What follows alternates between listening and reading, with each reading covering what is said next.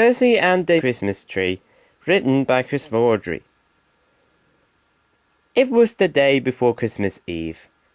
There were to be no trains on Christmas Day and Boxing Day, so Thomas and his friends were looking forward to a nice long rest. It had been cold and misty all day. Now it was beginning to get dark, and Percy, who was standing at the platform at Farquhar, heard the bell ringing. It stopped, and a little later the station master, looking worried, came and spoke to Percy's driver. "You know the plantation near Hackenbeck?" he said. The driver nodded. "The plantation lorry has broken down," the station master went on. "They just loaded it with Christmas trees for market at tomorrow, when an axle broke, and it can't possibly be mended in time."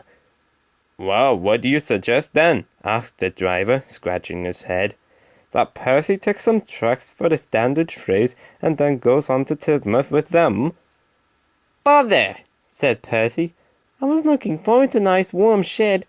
"Joy, Percy," said the station master, "but think of the children who might not get a Christmas tree tomorrow if we don't do something about it." Soon they collected the trucks and the guard span from the yard and set off. It was dark now, and because the last train of the day had gone, the lights on the halt at Hackenbeck had been put out.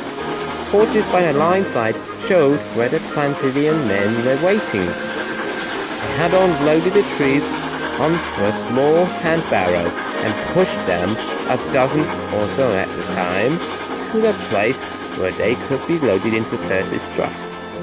"Thank goodness you've come," said the foreman. "Probably safe for bacon you have, and no mistake." The men loaded the trees as quickly as they could, but it was very cold, and Percy shivered as he waited. But at last they were ready, and Percy puffed off down the valley. He clattered importantly through the junction under clear signals, and soon reached the yard at Tidmouth, while his men were unloading the trees. The foreman came to see Percy. He was carrying a splendid Christmas tree under his arms. "The men and I thought you might like to have this tree in your shed over Christmas, Percy," he said. "I don't know what we have done without you, and I shall write to the fire controller to say so. Thank you again, and a very happy Christmas to all of you." The end.